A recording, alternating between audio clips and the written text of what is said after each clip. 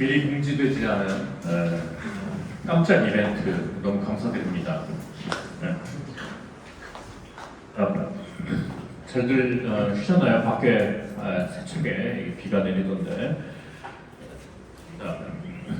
이제 2부 순서에서는 앞서 발표한 세 분의 그 발표자들의 그 내용과 관련해서 먼저 고정 질의 그리고 그에 대한 답변을 진행을 하고 그 다음에 자유 질의를 갖도록 하겠습니다.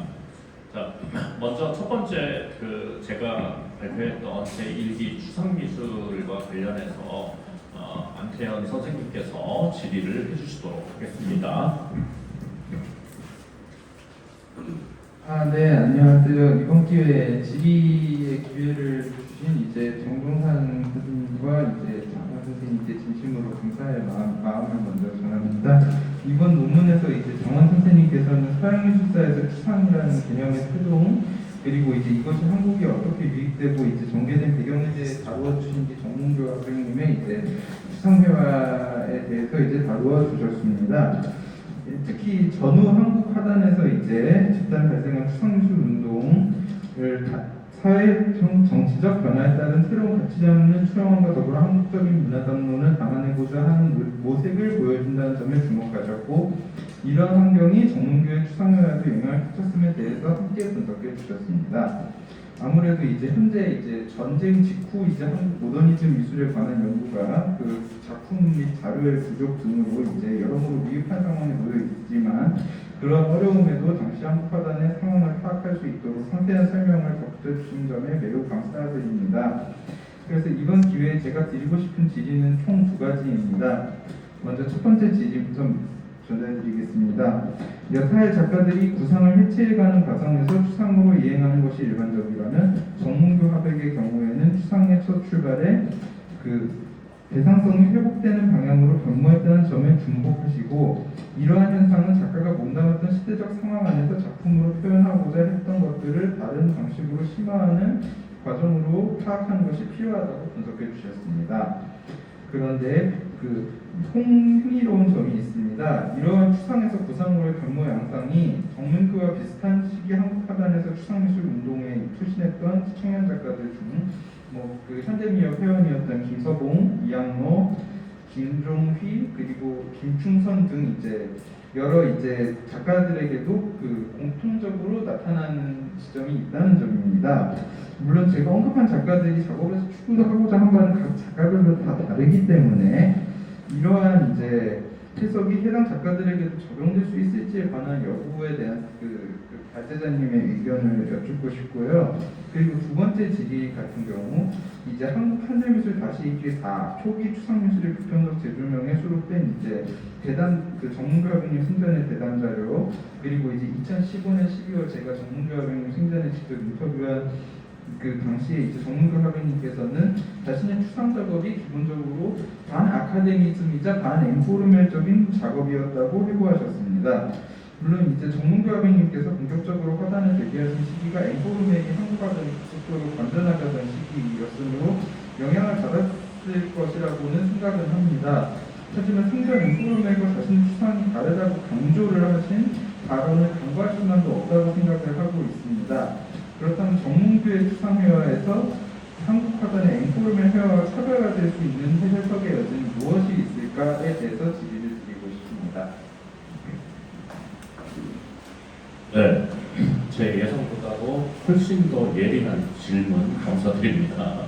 네, 이 2가지 질문을 해주셨는데 먼저 첫 번째 질의에 대해서 간단하게 답변을 드리자면, 우리가 한자어로 사용하고 있는 회화라고 하는 용어는 페인팅이라고 하는 장르를 국내 동양에서 수용을 하면서 과거의 우리의 전통 장르와는 다른 서구적인 의미로 받아들였죠. 그래서 대개 우리가 회화라고 할 때는 크게 2가지 기본적인 형태를 잡는 드로잉의 개념, 디세니어 개념으로부터 나오는 드로잉의 개념과 채색의 개념, 칠한다고 하는 그 2가지로 나눌 수가 있을 겁니다. 대개 지금 여기 주변에 있는 정문교 화백의 작품들을 보시면은 그런 느낌이 드러날 텐데, 제가 이 일반적으로 우리가 어떤 예술 작품, 특히 시각 예술 작품들을 제작한다고 했을 때는 기본적으로 외부 대상의 형태를 옮겨오는 것에서부터 우리가 일반적으로 시작을 하죠.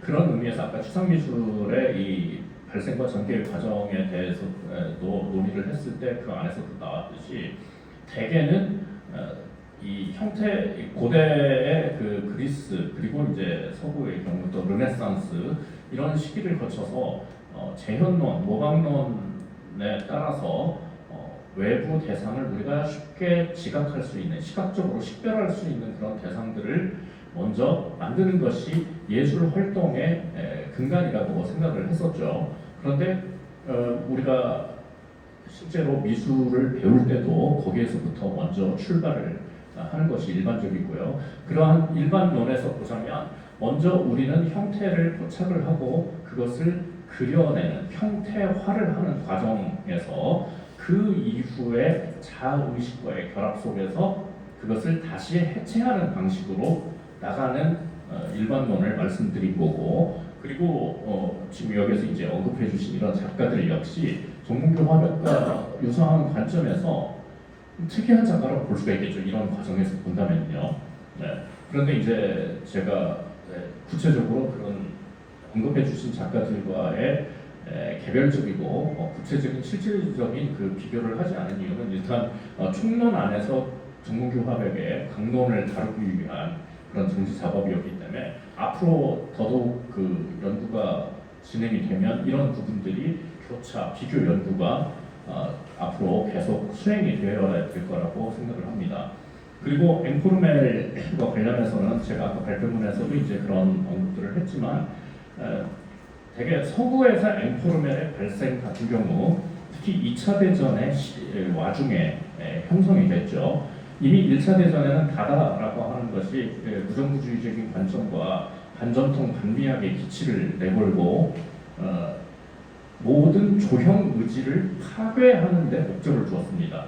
이것을 이제 그 서구의 학자들 같은 경우 새로운 구축을 위한 일종의 관장, 우리 이렇게 내시경 할 때 미리 하는 관장과도 같은 정화의 단계라고 봤었는데 앵코르멜 역시 2차 대전 때 전쟁의 시기에 과거 서구에서의 논리적이거나 또는 자신들의 뚜렷한 조형 의지를 모두 해체하려고 하는 작업에서 나타난 거였죠. 그런 면에서 봤을 때 우리나라에서 당시 앵코르멜 역시 비정형적이고 특히 마띠에르를 굉장히 강조하는, 그러니까 시지각의 특질보다 형상에 대한 파악보다는 예술가의 행위 자체를 강조한다는 데서는 앵코르멜이 유사한, 특히 한국전쟁을 관통하면서 발생을 한 거라고 볼 수가 있겠지만 앵코르멜 자체가 반 아카데미즘으로 나왔는데 우리나라에서는 이미 앵코르멜이 일종의 아카데미즘으로 형성이 되고 있던 시기였죠. 그렇기 때문에 이 아까 그 다른 두 분의 발표에서도 쭉 일관되게 진행했던 것처럼 단순히 우리의 망막에 비치는 외부 대상의 형태라든가 그 자체의 서구와 같은 조형 의지가 아니라 내적이고 직관적인 부분들, 그래서 아까 정관이라는 용어도 나왔었는데 그런 것들을 표현하기 위해서는 대상에 객관적인 시선을 둔다고 하는 것은 아마 불가능할 겁니다. 그런 면에서 우리 앵코르멜이 서구의 앵코르멜하고 다른 방식, 그리고 또 당시에 미술계의 주류를 형성하고 있던 한국에서의 1960년대 앵코르멜하고는 다른 방식의 논의가 필요로 하지만 그것을 커다란 추상의 물결에서 본다면 일정 정도의 영향은 완전히 부정할 수는 없지 않겠는가, 저는 이렇게 생각을 합니다. 답변이 됐는지 모르겠습니다. 혹시 또 이에 대해서 또 더 질문이 있으시면 이 기회로 하겠습니다. 고맙습니다. 네. 다음에는 이시은 선생님께서 허나영 선생님 발표에 대한 질의해 주시겠습니다. 앉아서. 네. 안녕하세요. 반갑습니다. 비가 너무 이렇게 약간 저희에게 트라우마 같은 느낌이 드네요.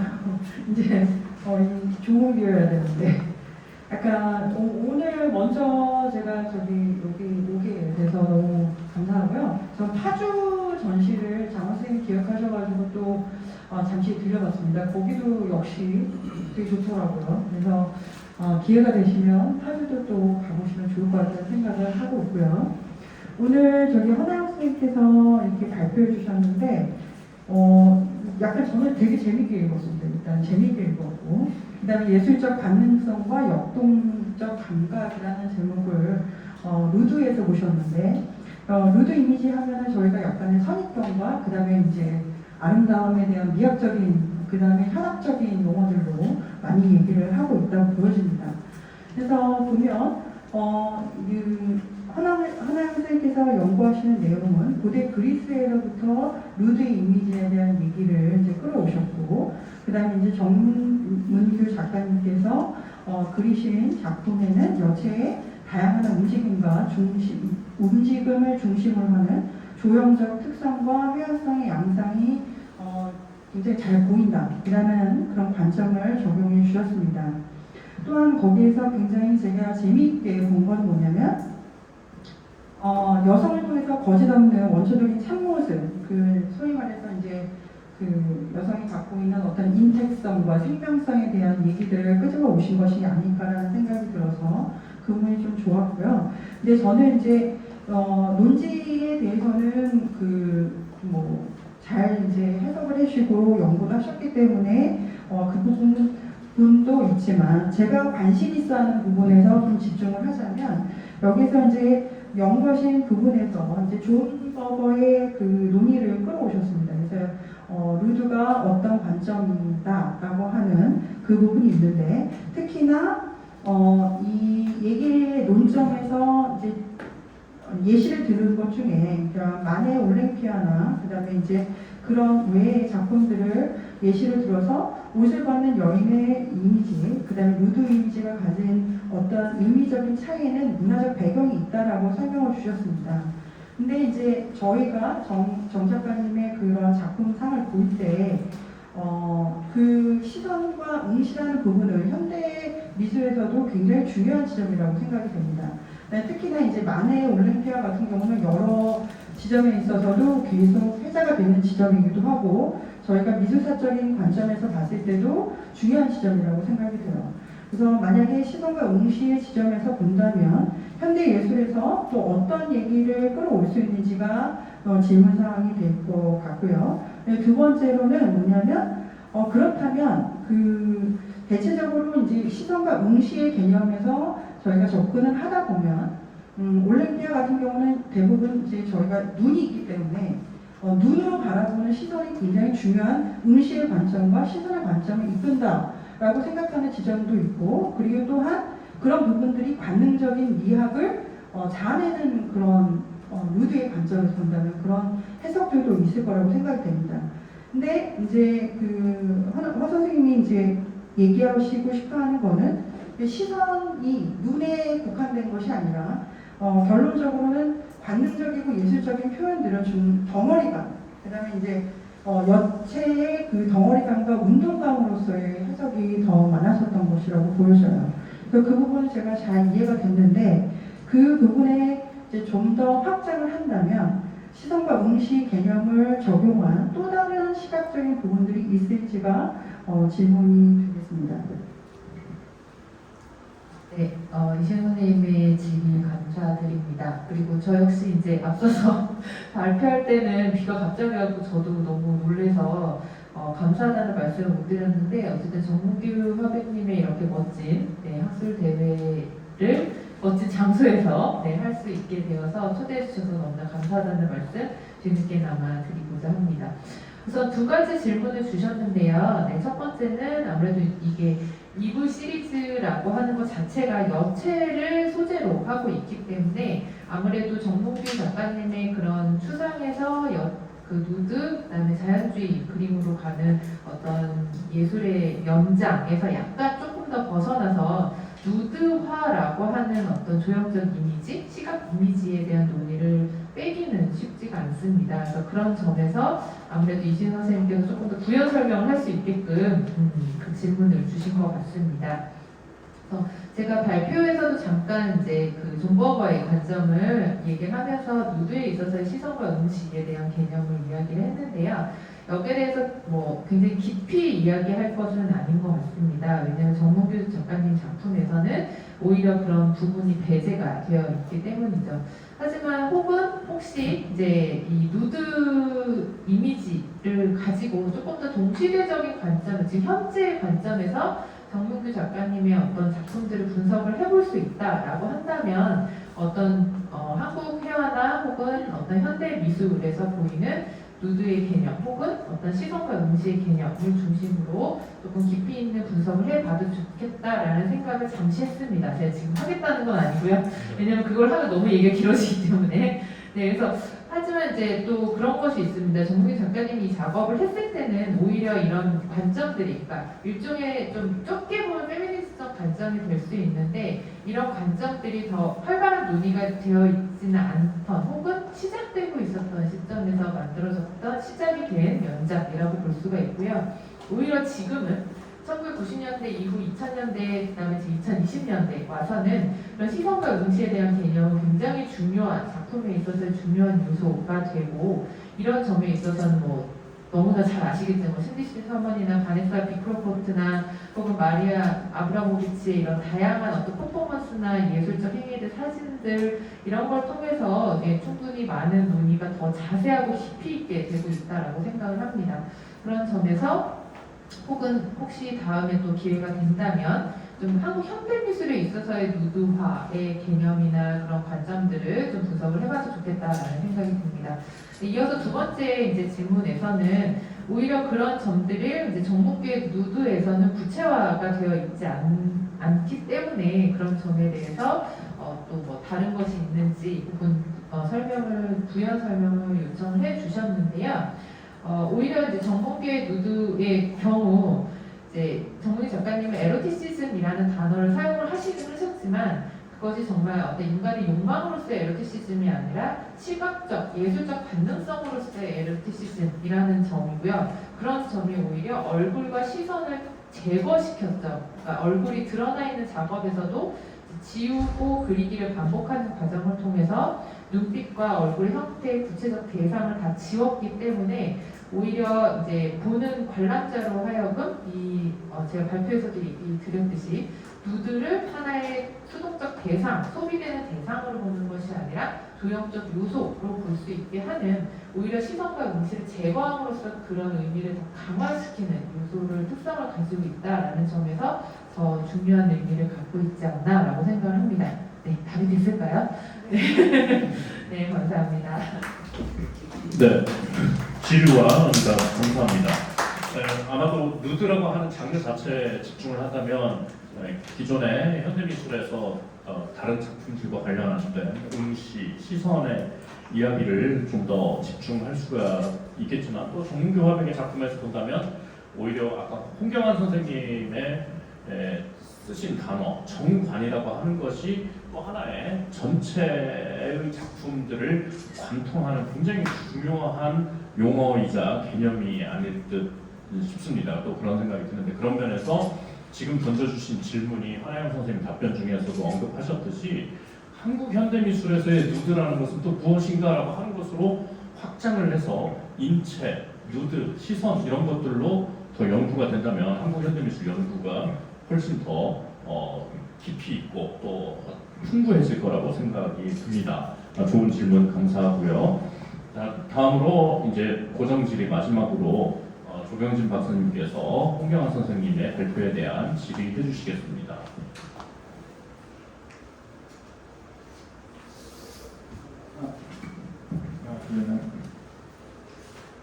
네, 저는 연세대학교 그래서 미학으로 연구교수로 하고 있는 조용진이라고 합니다. 저는 홍경환 선생님의 이 발제문에 대해 질을 맡았는데요. 미리 준비해 놓은 게 있으니까 일단 읽으면서 말씀드리겠습니다. 정관 자연에 대한 경의와 삶의 희망, 작가 정몽규의 예술세계, 1997년 2회 기획에 대한 질문입니다. 먼저 일단 좀 정리를 한번 하고 간단하게 질문을 하도록 하겠습니다. 발제자는 예술가 정문규의 1997년 이후의 작업에 초점을 맞추면서 이들을 넓게 자연주의식이라는 양식적 규정으로 아우르며 그의 회화 세계를 비평적으로 규명하고 있습니다. 세부적으로 이 시기를 꽃연작, 장미연작, 풍경연작과 더불어 분류하고 이들을 자연에 대한 경유와 삶의 희망이라는 해석적 내용을 통해 발굴하고 있습니다. 이 글은 분석적이라기보다 제가 이 말을 왜 쓰냐면 제가 좀 인간이 좀 분석적이라서요. 근데 인상 비평의 지평에서 풍부하고 다채로운 비평적 수사들로 채워져 있는데 이러한 방식은 관객이 정문규의 후기 작업을 시적, 정서적 풍요로 받아들일 수 있도록 유도하고 어쩌면 비평의 시적 운유와 수사들이 바로 정문규 회화의 미적 절자와 그 요체가 아닌가라는 생각을 하게 만듭니다. 이게 제 마지막 인상이었어요. 비평, 이런 식으로 비평하는 것이 이게 작업 맞지는 않지만 이게 작업을 위한 정말 좋은 방법 아닌가라는 생각이 이렇게 들게 하는 그런 글이었던 것 같습니다.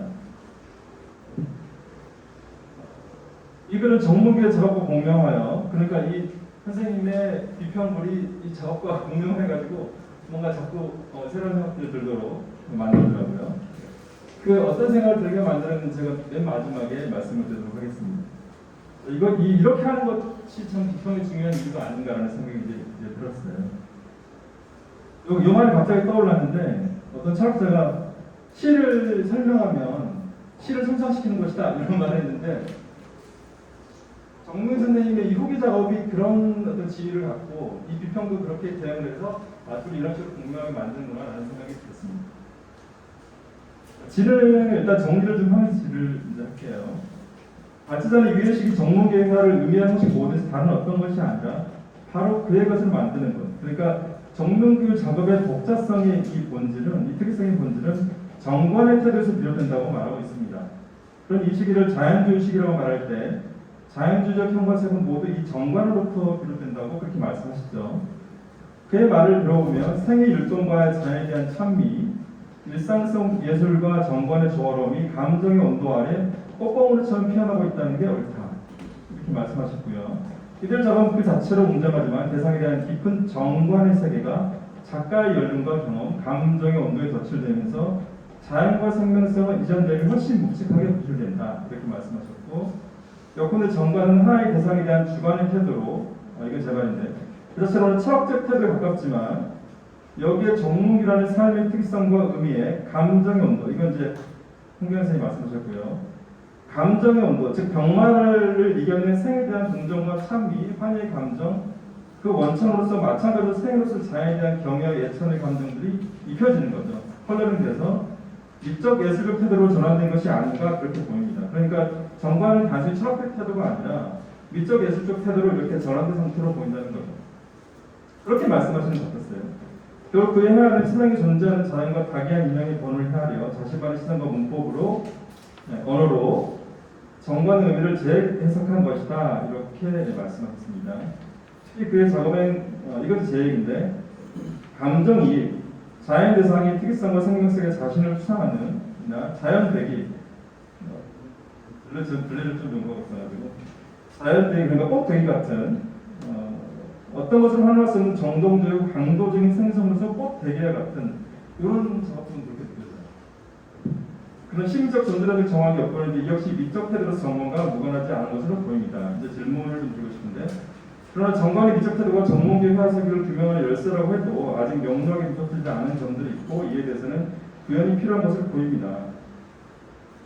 벌써나 이 시기의 작품들 형식 특징이 먼저 명확하게 규정되고 난 후 이 형식 특징들이 어떤 점에서 정관의 태도와 연관이 되는지 이외에도 정관자 그 대상과의 관계가 형식적으로나 지각 수준에서 어떻게 표현되는지를 밝힌다면 내용과 표현에서 정관론이 이게 사실 이제 홍경현 선생님이 이 발제를 정관론이라고 불러도 될 것 같아요. 정관론이 더 명료하게 되지 않을까 이렇게 생각합니다. 나아가 이건 제가 좀 계속 보는 건데 특히 이 작품을 보면 더 많이 느껴지는 건데요. 오늘 와서 보니까 표상문제 거리두기보다는 대상으로서의 머리과 입을 이루는 거대한 화면 또 녹색의 장원, 봄의 소리, 배나리 같은 작업을 보이는 형상을 보존하지만 동시에 세계향리라고 할 수 있는 감각으로서의 색과 형상의 절묘한 관계. 캔버스의 물리적 크기 때문에라도 동반되는 무수한 행위의 반복적 직접, 엄청나게 많은 행위들이 있는 거죠. 정관과 관련해서 더 말해줬으면 하는 바입니다. 이를 위해서는 우선 형식이 더 명확하게 분석되는과 동시에 다소 일반적인 의미의 정관을 미적 태도로 전환하는 것이 무엇인지, 다시 미적 태도로서의 정관이 어떻게 정무기사의 구체적 독자성을 담보할 필요 충분인 조건이 되는지를 규명해야 할 것으로 보입니다. 그러니까 이거는 이제 그 홍경 선생님이 말씀하셨으니까 이게 정말 이 정관이 정문교의 것을 정문교로 만드는 것이다 말씀하셨기 때문에 이걸 좀 더 그런 게 있으면 좋겠다 생각이 들었습니다. 왜냐하면 정관이라는 게 여전히 미적 태도라고 하는데 여전히 어떤 태도, 자연적 태도인 거죠. 두 번째는 이제 그 자연주의라는 개념을 좀 더 명료하게, 좀 더 엄밀하게 쓰면 좋겠다라고 했는데 사실 이거는 학술적인 문제라서 굳이 여기 다루지는 않아도 될 것 같고 또 미리 어느 정도 말씀하셨어요. 그래서 이건 좀 넘어가기도 하고 사실은 홍경 선생님이 글을 읽으면서 제가 들었던 정관이란 도대체 뭐냐 제 나름대로 생각해본 그 해석적 순환이 뭐냐 저도 이런 이제 글을 보고 작품 보면서 이런 생각이 들더라고요. 정몽규의 작업은 삶, 저희 삶이요, 자연, 예술, 그리고 회화까지. 여기서 회화는 지금 여기서 보이는 것 같은 물질, 그리고 이 색채들의 어떤 감각, 그리고 형태, 시각, 이것들이 그 생명에 대한 찬미와 환희의 감정, 홍경 선생님 말씀 들리면 환희의 감정의 온도 안에 완전히 통합된 작업이다 이런 생각이 이제 통합이 완전히 다른 정말 태도가 아닌가라는 생각이 이제 들었습니다. 그래서 이 생명의 애찬 이거는 사실은 이거 홍경 선생님도 계속 말씀하셨지만 생명의 찬미와 환희의 감정이라는 사실은 삶도 생명이고 자연도 생명이고 태아도 생명이거든요. 수아맨더 같은 경우에는 좋은 예술 작품들이 본성이 뭐냐 그랬을 때 생명의 어떤 가상을 불러온다고 했어요. 그러니까 예술 작품도 살아있는 것처럼 보인다는 거예요. 그래서 이 생의 예찬이 완전히 그림 안에 통합된 작업이 아닌가라는 생각이 들었던 거죠. 또 굳이 형식을 이 정관의 태도가 어떤 형식으로 나타나는 게 지금 보시는 것처럼 어떤 응축된 화면 그리고 형태와 감각이 완전히 이렇게 통합되어 있는 것 같은 그런 응축된 화면 있죠. 이런 거 그리고 이제 거대한 화면 뭐 이런 거 나타나는 게 아닌가라는 생각이 들었습니다. 여기에 대해서 이제 홍경 선생님은 이걸 좀 약간 좀 줄였었으니까 생각하고 계시는데 좀 더 말하지 못한 게 있으면 좀 더 얘기를 해주시면 좋겠습니다.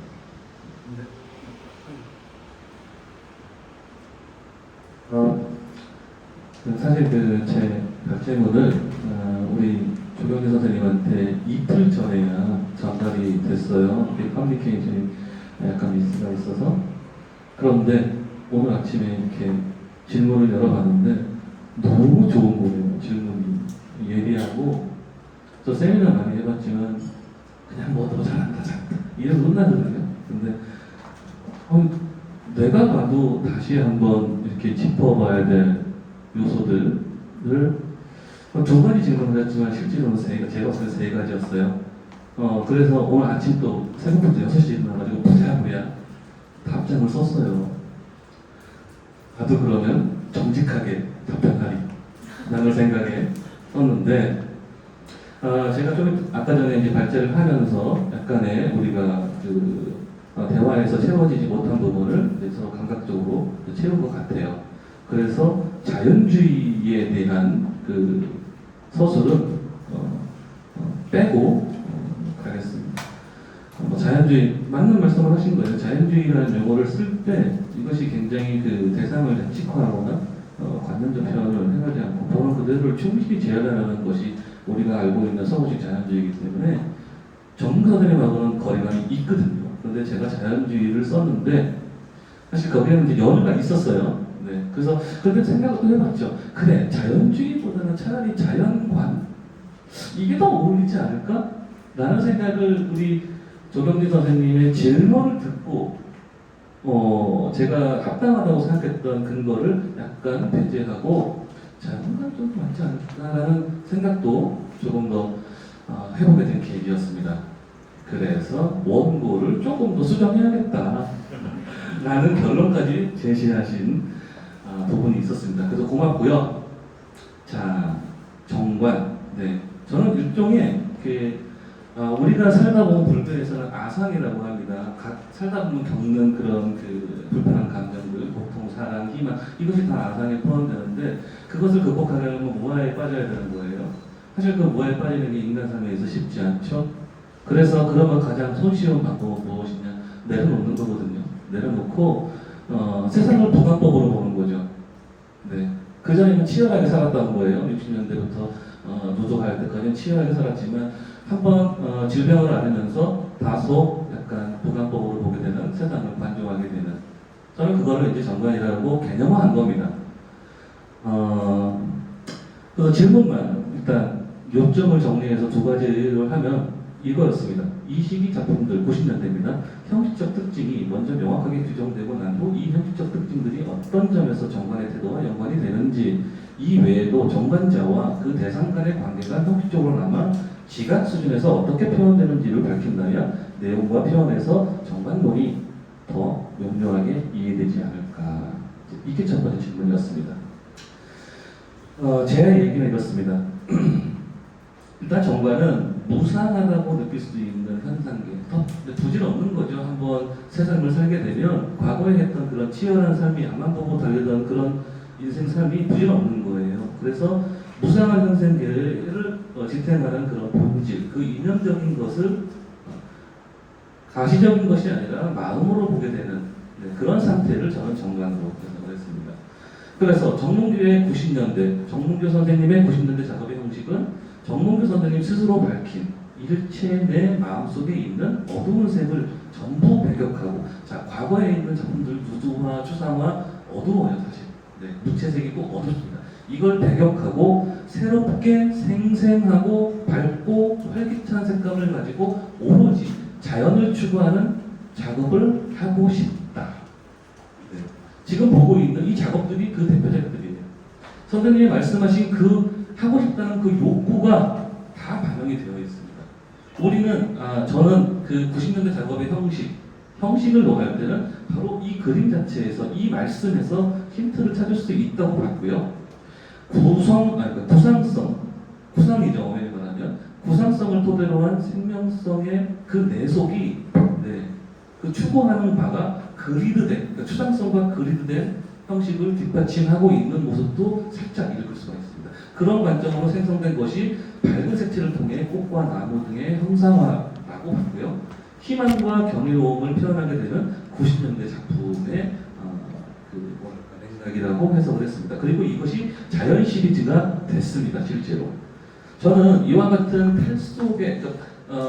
탈속이죠. 말 그대로 탈속의 자세를 정관자의 태도로 탈속의 자세를 정관자의 태도로 본 거예요. 그리고 강제되지 않은 그런 누구 앞에서 이것을 봐라 강력하게 메시지를 전달하는 그런 거 없어요 사실. 그래서 강제되지 않은 타자와의 상호작용.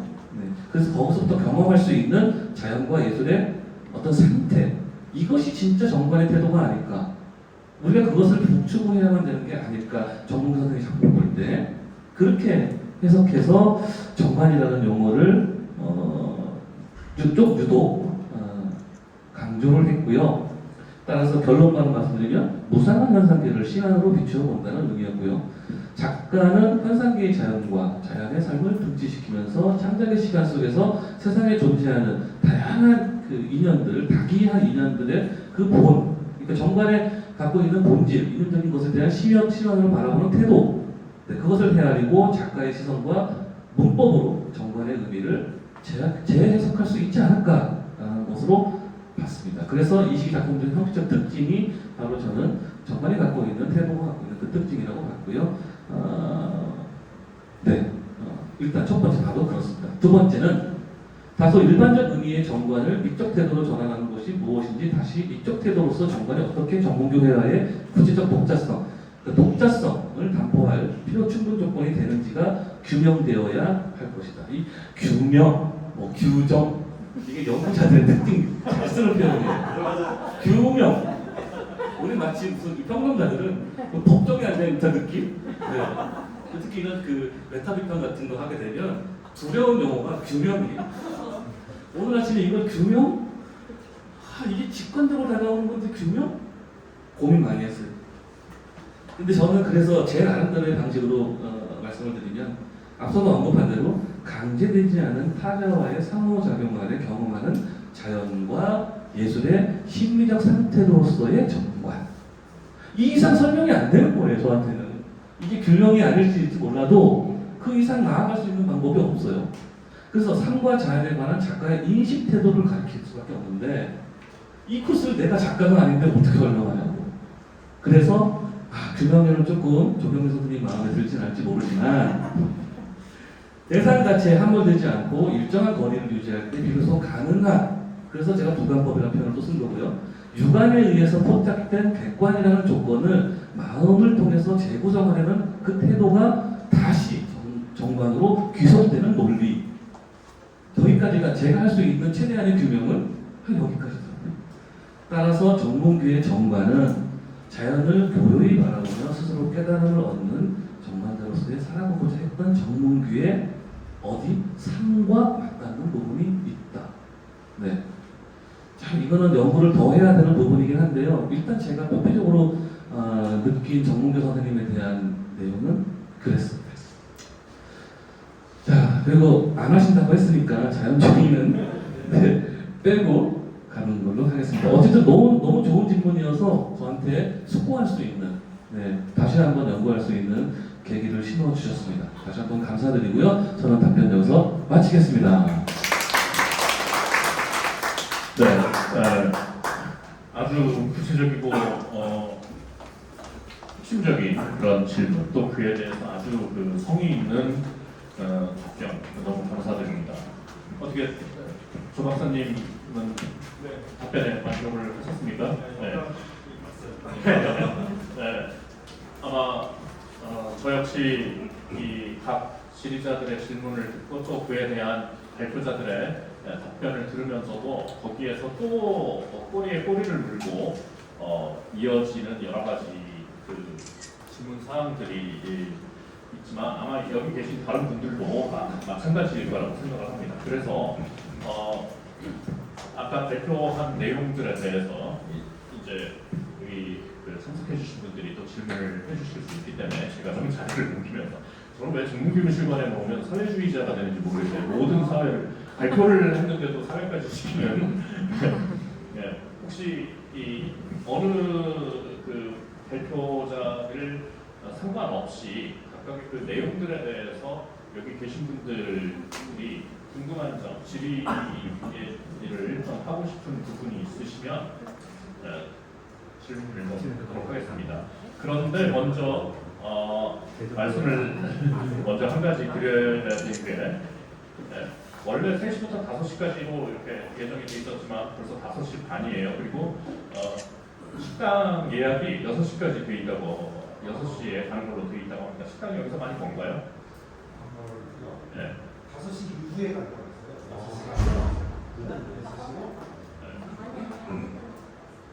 주최측도 서로 합의가 안 된 모양입니다. 식당에 가장 포함해 주시고요. 하여튼 맥시멈 20분 안에는 그래도 질의응답을 좀 다 마치고 또 이렇게 마무리를 아마 해야 될 것 같아서 먼저 선제적으로 나오는 질문을 두 가지 먼저 받도록 하겠습니다. 궁금하신 질문해 주실 분 있으신가요? 예.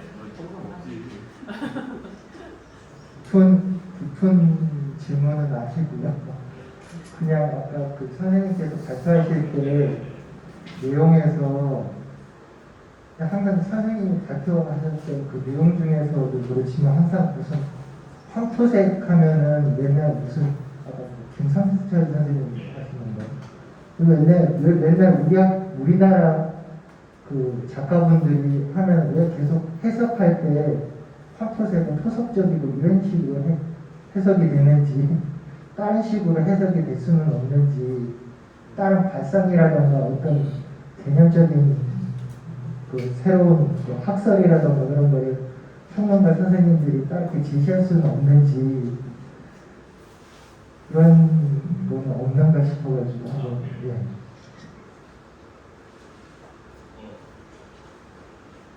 있는 질문이 아니라고 하더니 한국적 담론에 대해서 통째로 흔들 수 있는 굉장히 중요한 질문을 해주셨는데, 사실 우리가 황토색이라고 하는 것을 그렇게 규정한 것이 아니라 이미 아까도 잠깐 언급해서 나왔지만 이미 조선시대, 식민지 시대에 이 향토색 논쟁이라는 게 1920년대 후반부터 나타나기 시작을 합니다. 그때 이제 일제 시대 일본 총독부가 자기네 본토와는 다른 우리의 한국적인 그 특질이 무엇이냐라고 하는 것을 찾기도 했고, 또 그것이 이 강제 이입이 돼서 우리의 농촌, 자기네 개발된 일본 본토에 비해서 한국은 낙후된 농촌의 풍경, 이런 것들이 사실은 뭐 이 자연관에 대한 것과 이런 것들이 교묘하게 섞이면서 결국은 향토색 논쟁이 나타났다가 1930년대 후반에서 이제 본격적으로 전쟁기로 돌입되면서 그런 얘기가 다 없어지고 전쟁을 찬양하는 프로파간다가 나타나기 시작을 하죠. 그래서 해방 이후에 다시 우리 작가들이 우리의 색이 무엇이냐, 사실 그러한 색은 없다고 하지만 그래도 특히 전쟁으로 폐허가 되면서 이 땅에 대한 이 인식들을 굉장히 많이 하기 시작을 했고, 특히 이제 그 당시 1950년대에서 60년대에 많은 작가들이 바로 그런 향토적인 것, 그다음에 우리의 한국적인 것, 토속적인 것 이야기를 할 때 과거에 뭐 질그릇이라든가 이런 색깔이라든가 황토라든가 하는 등등과 연결을 지어가지고도 많이 그걸 표출을 했었거든요. 그러니까 이거는 평론가들이나 뭐 미술사학자들이 그걸 규정을 했다기보다는 그런 맥락 속에서 작가들이 그 당시에 자신들의 처한 경험적인 그런 환경 속에서 추구하고자 했던 것을 이제 역시 그것을 받아들여가지고 그렇게 이라고 하면 너무 딱딱하고 의미 부여를 하려고 했던 것이 연결이 되다 봅니다. 그렇지만 지금 본인 소설을 안 밝혀주셔서 질문 드리자고 작가 선생님이라고 아까 소개를 받았는데, 그 던져주신 질문은 과연 지금 우리의 논의에서 봤을 때 그 황토색이라고 하는 것이 과연 우리의 한국적인 토속 또는 우리의 정서 또 우리의 정신 이런 것을 대변할 수 있느냐라고 하는 것을 분명히 재조명을 할 필요는 있다고 생각을 합니다. 옛날 북한가가지고 지금도 계속 그거를 계속 뭔가 시기가 바뀌었는데 뭔가 새로운 게 제시돼서 뭔가 되어야 되는데 왜 똑같이 토속적인 상태들이 이렇게 가지고 있어요? 왜냐면 지금 우리의 관점에서 가령 무드를 본다고 했을 때는 과거에 관음증적인 시선과는 달라진 시선이잖아요.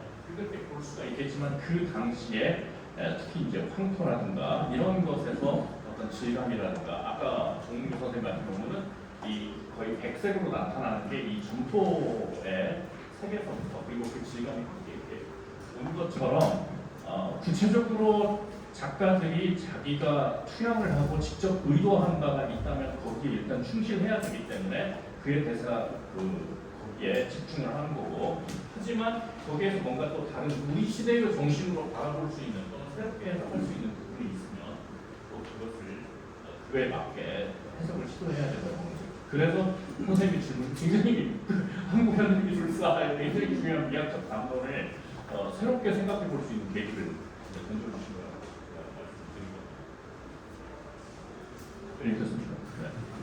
더 자세한 얘기는 식사하시면서 이 술을 얘기할 때는 항상 술과 함께 네, 또 뭐 질문 있으신가요?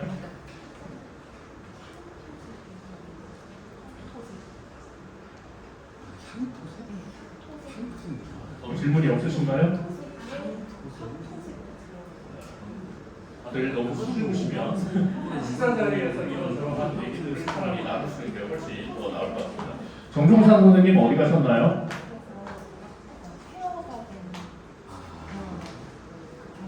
네. 끝마치기 전에 그래도 이 종문교미술관을 이 운영을 또 하시면서 또 이 종교화백의 이 회고전을 또 준비를 하신 정종상 선생님의 말씀을 간단하게 좀 듣고 마치도록 하겠습니다. 울지 마시고요. 감사합니다. 이렇게 와주셔서. 그리고 사실은 아버지에 대한 어떤 이런 자리가 처음이에요. 아버지 살아계실 때도 한 번도 한 적이 없었고, 그러면서 이 전시 준비하면서 꼭 해야 되겠다 그 마음을 먹고 이제 하게 돼서 사실은 우리 선생님들 이렇게 오셔서 아버지에 대해서 이렇게 어쨌든 이런 기회에 이렇게 아버지에 대해서 다시 이렇게 살펴봐 주시고 해주신 게 너무 감사드리고요. 아들로서 뭐 가슴이 찡하죠. 예, 그래서 저도 사실 이 전시를 하면서 준비를 하면서 굉장히 그 아버지 그림도 전부 다 정리하고 그 파주랑 서울로 갈면서 분리하면서 그림을 다시 보는데 그동안 봤던 거랑 다르더라고요. 사실 아버지 그림도 달라 보이고 그리고 아버지에 대한 어떤 그동안에 가졌던 생각도 많이 바뀌고 그래서 굉장히 저한테는 이 전시 자체가 굉장히 참 의미가 있고 저한테는 그렇고 하여간 이런 자리를 어쨌든 이렇게 하면서 선생님들한테 너무 감사하고 오늘 오신 분 선생님들 너무 감사하고요. 예, 앞으로 아버지가 그 2008년에 미술관을 지을 생각을 하고 2009년에 미술관을 시작하고 그 미술관을 지으실 때 무슨 생각으로 미술관을 지으셨는지 제가 잘 기억하면서 잘 운영해 나가겠습니다. 감사드립니다.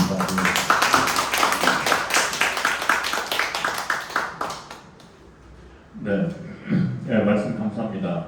일반적인 미술관에서 열리는 이런 그 작가하신 대가들의 그 회고전하고는 또 다르게 직접 일생을 같이 곁에서 보시면서 또 작품을 분류를 하고 전시를 해주셔서 훨씬 더 와닿는 것 같습니다. 자, 아까 제가 서두에도 말씀드렸듯이 자, 이렇게 열리는 심포지움이 여기에서 끝나서 완결이 되는 게 아니라 저는 이 자리를 시작으로 한 작가에 대한 논의에 카드가 던져졌다고 시작을 합니다. 특히 아까 이렇게 발표자들 분들께서 언급하셨던 여러 가지 용어들부터 다시금 한번 종교 화백에 집중해서 또 그러려니와 거기에서 먼저 다시금 다각도로 한번 홍경환 선생님 싫어하시는 말씀대로 규명을 좀 해보고 그런 부분들이 또 동시대의 많은 그 한국의 그 예술가들에게 작가들에게 어떻게 적용이 되고 거기에서 우리의 그 한국적인 DNA, 우리의 시대상 정서, 사고와 다른 논리와 다른 우리의 직관 이런 것들을 작품 안에서 또 표출해내고 또 우리는 그것을 어떻게 받아들이고 할 수 있는지를 지속해서 연구를 해나가야 될 필요가 있다고 생각합니다. 그런 면에서 한국 현대미술의 거장전 요 시리즈를 진행해오는 중국미술관에다가 또 이렇게 좀 박수와 응원을 보내며 또 오늘 이렇게 발표한 세 분들의 발표 내용이 거의 좋은 얘기만 있었기 때문에 용표충가처럼 들릴 수가 있겠지만 이후에 이제 강론에 대해서는 또 비판적인 또 시선이 여전히 담길 수가 있겠죠. 네, 그런 것들은 이후에 후속 기회를 통한 연구들에 또 맡겨보도록 하고 이렇게 해서 오늘 학술 심포지움은 여기서 이렇게 마치도록 하겠습니다. 못다한 이야기는 식사 자리에 가셔서 같이 자유롭게 말씀을 나누시면 좋겠습니다. 감사합니다. 네, 발표자이신데도 불구하고 이제 진행을 맡아주신 장원 선생님께 다시 한번 박수 부탁드리고요. 그리고 발표자, 질문자 모두 수고하셨습니다. 박수 다시 부탁드릴게요. 네, 그러면 저희가 이제 식사가 준비가 돼 있어요. 그래서 한 분도 빠지지 마시고 식사하고 가시고 그 식사 장소는 한국관이라는 곳입니다. 그래서 저희 저기 지금 성균관대 정문에서 조금 올라가다 보면 바로 앞에 대각선 오른쪽 쪽에 한국관이라고 있어요. 네, 거기로 오셔가지고 토론도 하시고 식사도 맛있게 나누시면 좋을 것 같습니다. 그리고 저희가 이 발표한 것들을 토대로 해서 자료집을 이제 잘 만들 예정이라서 자료집을 원하시는 분은 저기 저 주소랑 성함 써주시면은 저희가 발표집 드리도록 하겠습니다. 네, 감사합니다.